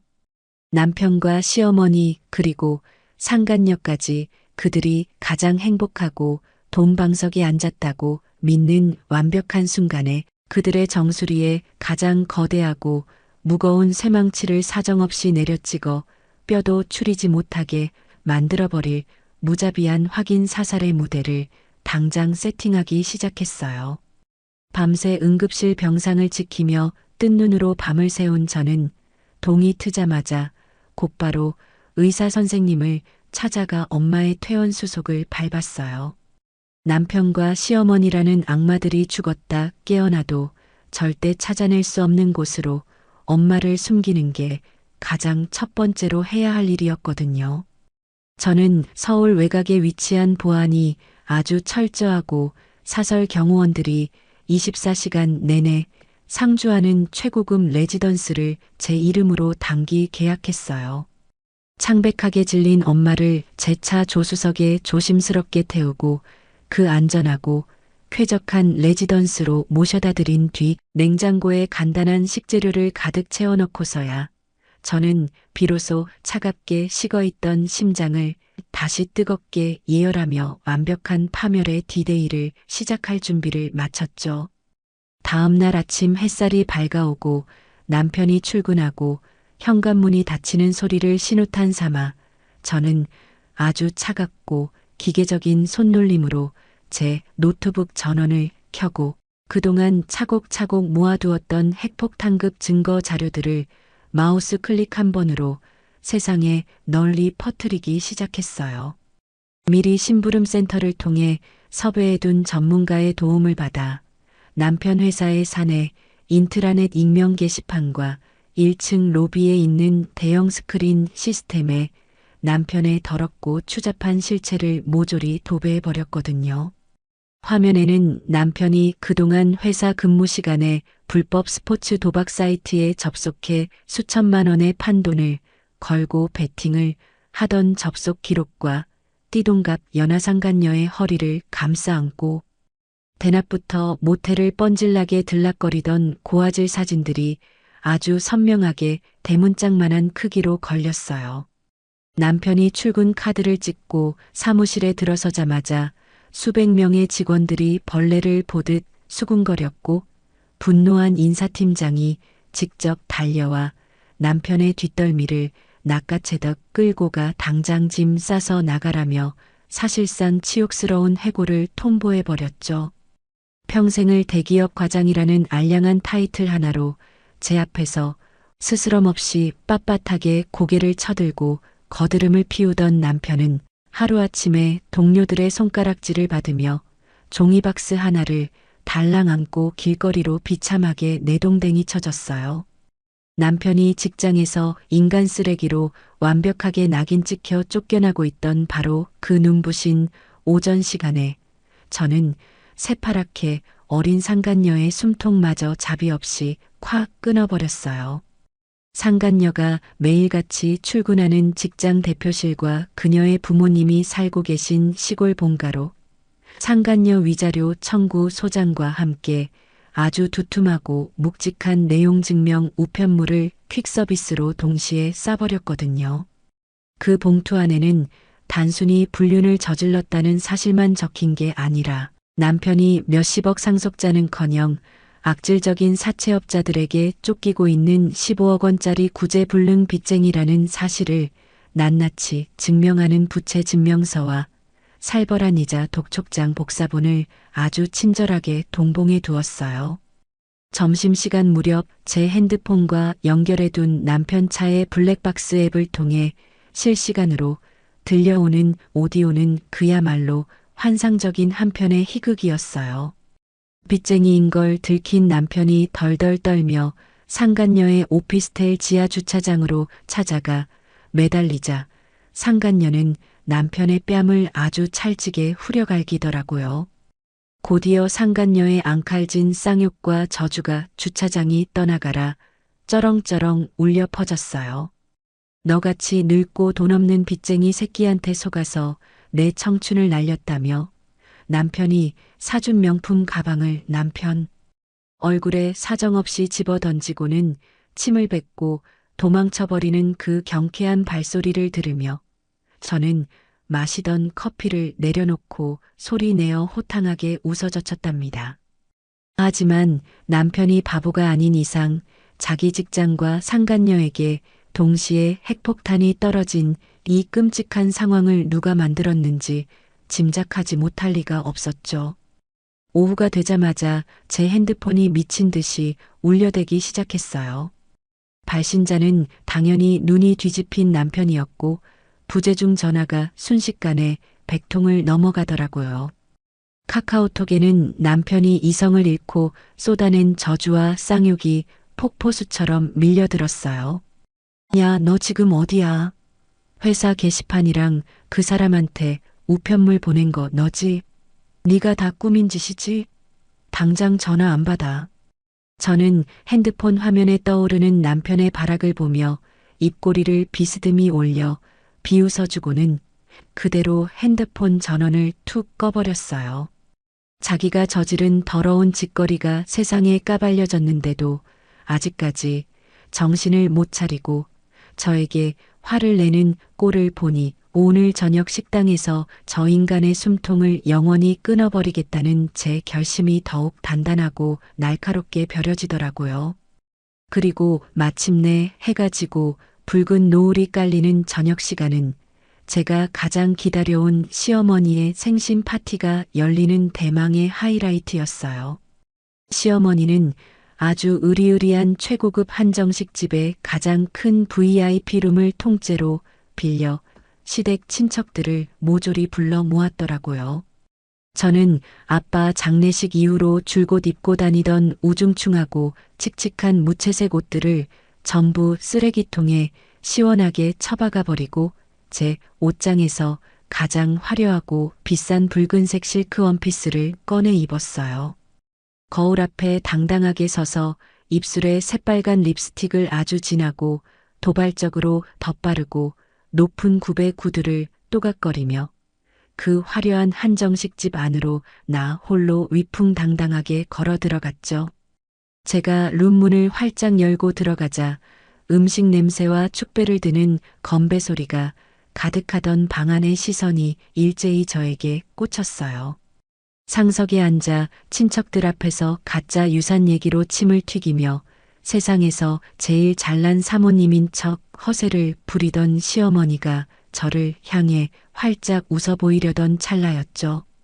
구석에서 사색이 되어 앉아 손톱을 물어뜯고 있던 남편이 저를 발견하자마자 짐승처럼 괴성을 지르며 테이블을 박차고 뛰쳐나왔어요. 남편은 얼굴을 잔뜩 찌푸리며 제 앞으로 달려와 제 어깨를 거칠게 움켜쥐고 미친 사람처럼 악을 써댔죠. 너 이 독사 같은 년, 네가 감히 내 뒤통수를 쳐?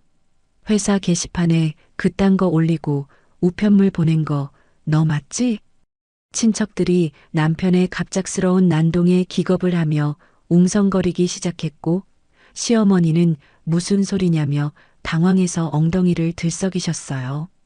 저는 제 어깨를 쥐고 있는 남편의 손목을 아주 매몰차고 강하게 뿌리치며 웃음기를 완벽하게 거둔 서늘하고 무표정한 얼굴로 남편을 쓰레기보다 쳐다보았죠. 그 더러운 손 치워. 네가 먼저 인간이기를 포기해놓고 어디서 감히 큰 소리야. 저는 바들바들 떠는 남편을 그대로 지나쳐 성큼성큼 테이블 한가운데로 걸어가 제 핸드폰을 탁 내려놓았어요. 그리고 미처 남편이 말릴 틈도 없이 볼륨을 최고조로 높인 다음 재생 버튼을 사정없이 꾹 눌러버렸죠. 그러자 장례식장 휴게실에서 아빠의 사망보험금으로 자기들 빚을 갚자며 소름 끼치게 낄낄대던 남편과 시어머니의 그 역겨운 폐륜 통화 녹음 파일이 아주 선명하고 날카롭게 한정식집 룸 전체를 쩌렁쩌렁 울리며 가득 채우기 시작했습니다. 엄마가 사돈 보험금 받으면 우리 빚 좀 갚자는데 잘됐네. 교통사고면 특약도 빵빵하게 들어있어서 꽤 많이 나오겠다. 남편의 그 깃털처럼 가벼운 목소리와 시어머니의 천박한 웃음소리가 스피커를 찢을 듯이 흘러나오자 방금 전까지 축제 분위기였던 룸 안은 순식간에 찬물을 끼얹은 듯 섬뜩한 정적으로 남벽하게 얼어붙었어요. 친척들은 경악으로 입을 떡 벌린 채 눈치를 보며 젓가락을 허공에 멈췄고 시어머니는 자기 목소리가 흘러나오자 사색이 되어 당장이라도 제 핸드폰을 빼앗으려 허둥지둥 손을 뻗어왔죠. 하지만 제가 그들보다 한 발 빠르게 핸드백을 거꾸로 뒤집어 미리 준비해온 어마어마한 서류 다발을 그 두 모자의 면상을 향해 아주 세차게 흩뿌려 버렸어요. 법원 직인이 쾅쾅 찍힌 하얀색 이혼 소장과 함께 제3금융권과 악덕 사채업자들이 보낸 피처럼 붉은색의 빚 독촉장 수십 장이 화려한 꽃가루처럼 허공을 날아다니다가 고기가 올려진 접시 위로 바닥으로 그리고 그들의 무릎 위로 처참하게 떨어져 내렸어요. 남편이 빚 독촉장에 굵은 글씨로 적힌 15억이라는 숫자를 보고 눈이 튀어나올 듯 놀라 숨을 헉 들이마시는 그 순간 저는 이빨을 꽉 깨물고 그동안 가슴 밑바닥에서부터 끓어오르던 맹렬한 분노를 활화산처럼 뿜어내며 통쾌한 폭탄 선언을 날렸어요. 우리 아빠 장례식장에서 둘이 낄낄대며 보험금으로 빚 갚자고 신나게 떠들 때 상주복 입고 있는 내 뒤통수 보면서 내 속이 어땠을 것 같아? 내가 피눈물 삼키면서 이빨 깨물고 참을 때 너희들은 내 뒤에서 아주 신나게 축배를 들었지.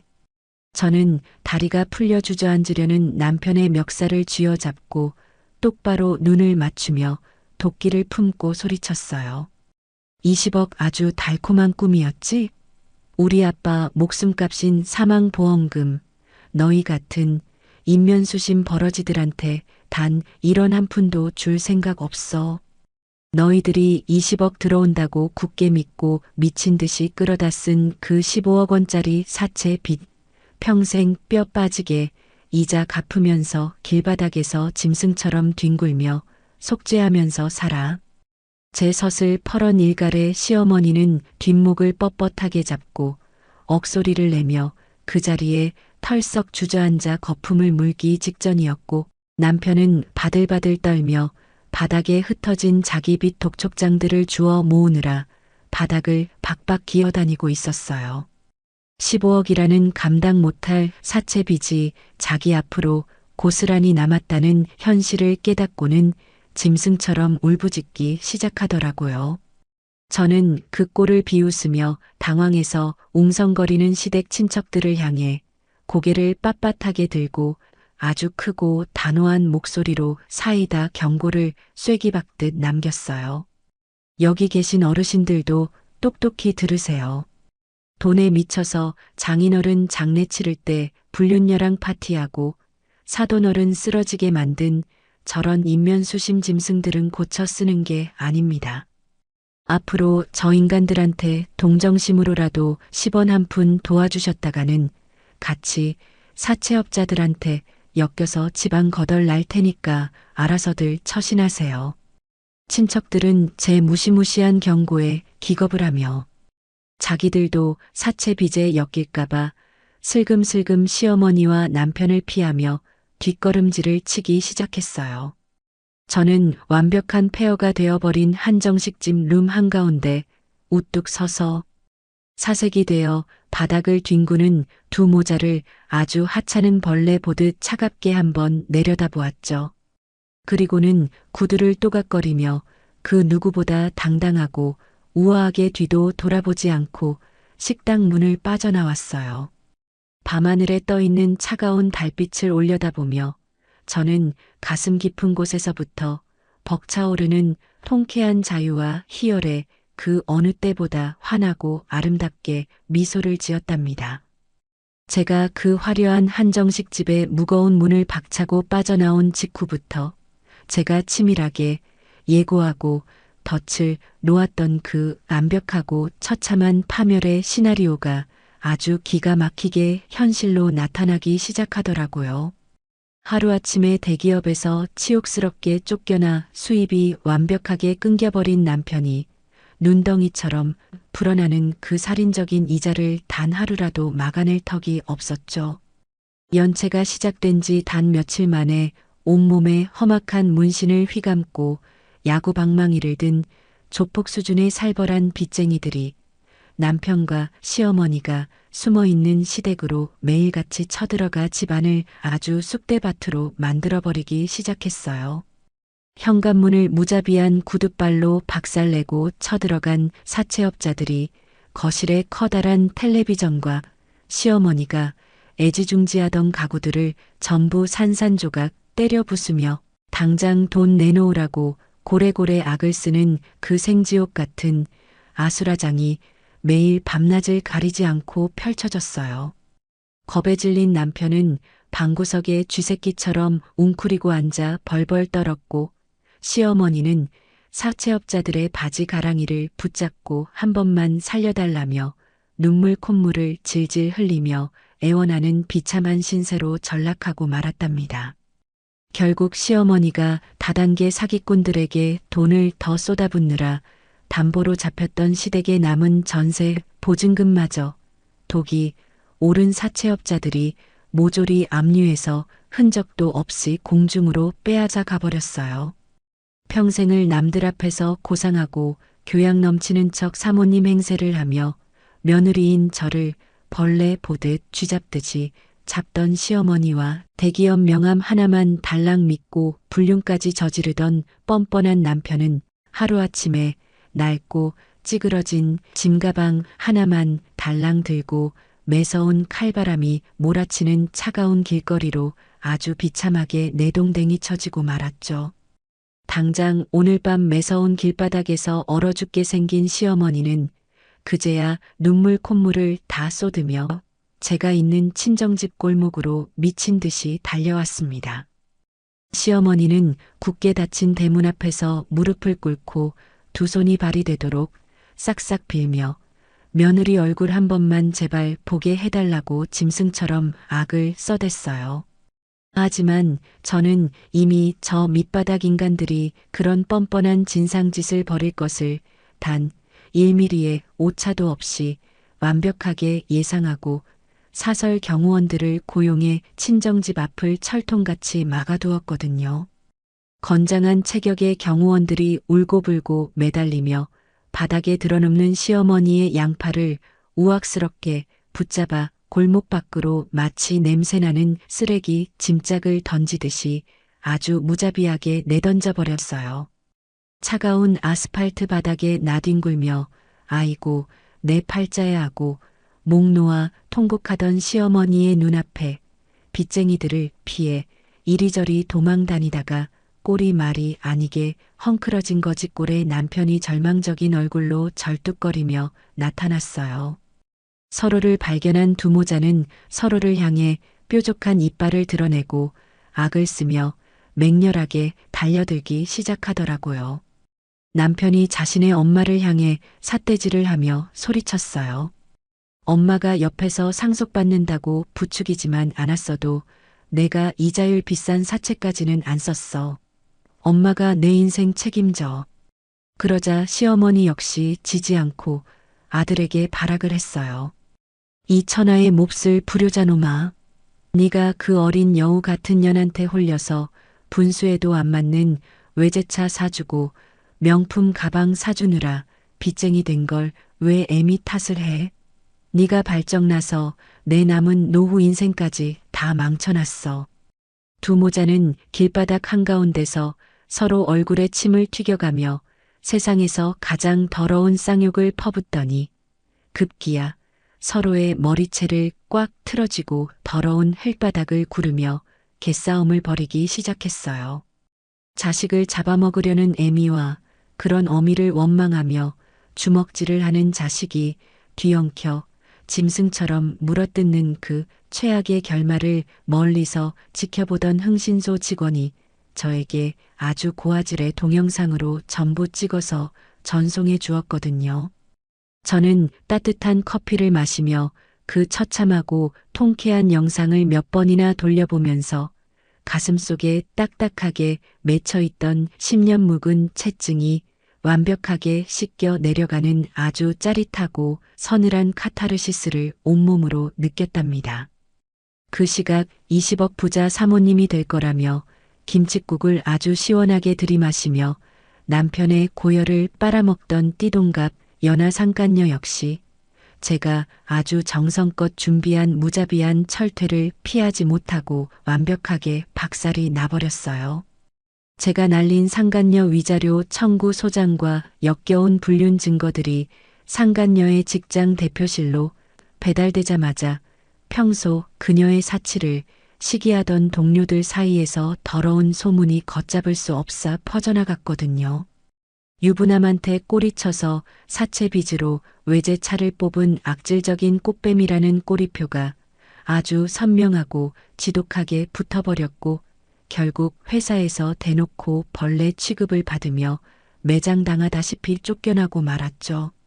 상간녀는 법원의 준엄한 판결에 따라 저에게 수천만 원에 달하는 막대한 위자료를 눈물을 머금고 토해내야 했고 험악한 사채업자들이 자기 오피스텔까지 쳐들어와 남편이 사준 그 잘난 외제차를 억지로 빼앗아가며 행패를 부리자 그 공포를 견디지 못하고 핸드폰 번호까지 바꾼 채 짐을 싸서 시골 총구석으로 비참하게 야반도주를 해버렸더라고요.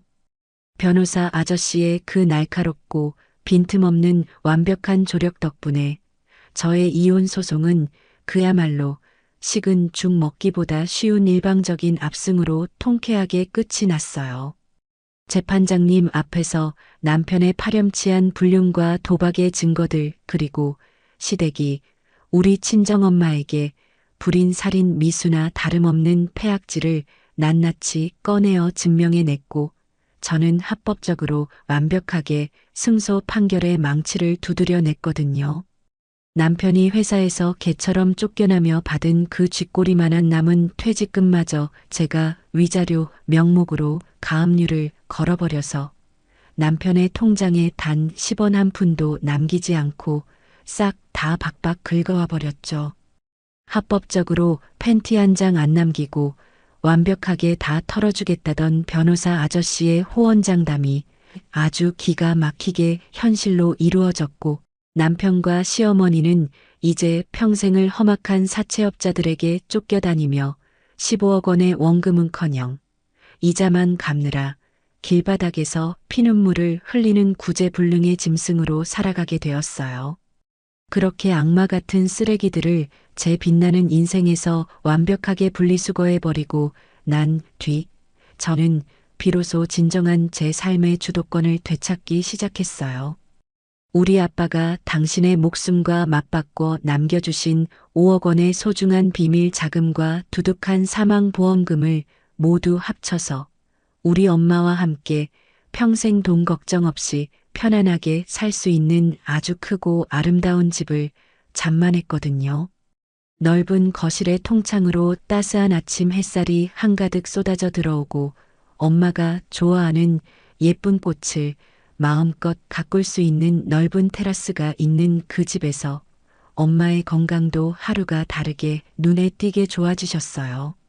아침마다 주방에서 엄마가 찌개를 끓이는 구수한 냄새를 맡으며 눈을 뜰 때마다 저는 이 평화로움이 얼마나 소중하고 값진 것인지 매일같이 깨닫고 있어요. 이사가 모두 끝난 아주 화창하고 맑은 주말 오후, 저는 엄마와 함께 가장 예쁜 백합 꽃다발을 품에 안고 아빠가 모셔진 조용한 납골당을 찾아갔어요. 깨끗하게 닦인 유리문 너머로 환하게 웃고 있는 아빠의 다정한 영정 사진을 마주하는 순간 가슴 깊은 곳에서 참았던 눈물이 왈칵 쏟아졌지만 이번에는 가슴을 치는 슬픔의 눈물이 아니라 너무나도 후련하고 벅찬 기쁨의 눈물이었죠. 저는 유리문에 따뜻한 이마를 맞대고 아빠를 향해 아주 밝고 환한 미소를 지으며 떨리는 목소리로 속삭였어요. 아빠, 나 진짜 내 손으로 아주 시원하고 통쾌하게 복수 다 끝냈어. 우리 가족 피눈물 흘리게 만든 그 악마들 길바닥에 비참한 알거지로 나 함께 만들었으니까 이제 아무 걱정하지 말고 하늘에서 편히 쉬어. 아빠가 평생 땀 흘려 남겨준 그 돈으로 엄마랑 세상에서 제일 좋은 집에서 행복하게 웃으면서 잘 살게. 아빠 진짜 너무 고마워. 세상에서 제일 사랑해. 아빠도 하늘에서 제 통쾌하고 눈부신 복수국을 지켜보며 특유의 호탕한 목소리로 웃고 계실 거라고 굳게 믿으며 저는 납골당을 나서는 발걸음을 그 어느 때보다 가볍고 힘차게 내디뎠답니다. 이제 저는 더 이상 그 지옥 같고 쓰레기 악취가 진동했던 과거의 기억에 단 1초도 얽매이지 않고 온전히 저와 우리 엄마의 빛나는 현재와 미래에만 온 집중을 다하며 살아가고 있어요. 독하게 마음을 고쳐먹고 회사 업무에 열정적으로 매진한 덕분에 회사에서도 제 능력을 확실하게 인정받아 동기들 중 가장 빠르게 초고속으로 팀장 자리에 승진하는 짜릿한 쾌거를 이루어냈죠. 주말이면 화사하게 화장을 한 엄마와 다정하게 팔짱을 끼고 교회의 예쁜 카페를 찾아다니며 웃음꽃을 피우고 긴 휴가철이 다가오면 비행기 1등석을 끊어 최고급 풀빌라로 해외여행을 다니며 세상에서 가장 찬란하고 평화로운 일상을 마음껏 누리고 있답니다. 제 치열했던 이야기를 끝까지 들어주신 시청자 여러분, 세상에 무조건 착하게 인내하고 속으로만 사귀는 것만이 미덕이 절대 아니더라고요. 나를 함부로 짓밟고 내 소중한 가족을 위협하는 짐승 같은 인간들에게는 한 줌의 알량한 자비조차 베풀지 않고 뼛속까지 완벽하게 털어버려야만 진정한 정의가 바로 선다는 걸 저는 이번 일로 아주 뼈저리게 배웠어요.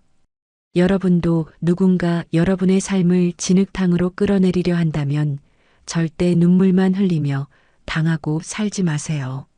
내 인생을 갉아먹는 더러운 쓰레기는 제때 확실하고 무자비하게 분리수거해서 소각장에 처박아 버려야만 내 인생의 정원에 비로소 향기롭고 눈부신 꽃이 피어나는 법이니까요.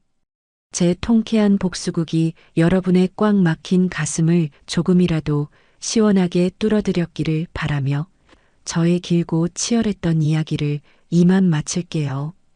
항상 당당하고 눈부시게 행복하세요.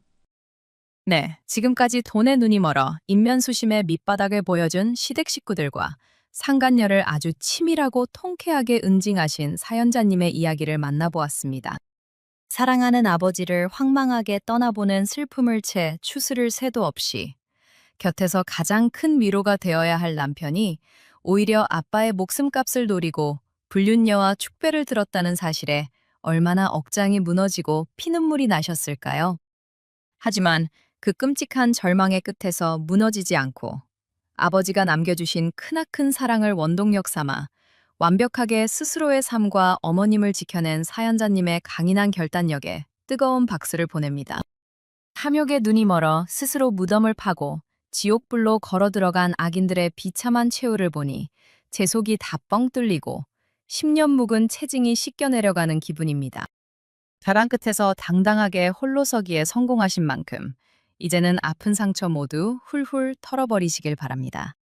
따뜻한 새 집에서 어머님과 함께 눈부시게 빛나는 찬란한 꽃길만 걸으시기를 진심으로 응원하겠습니다. 사연자님께 큰 위로가 돼줄 응원의 댓글을 남겨주세요. 오늘도 끝까지 함께 해주셔서 감사합니다.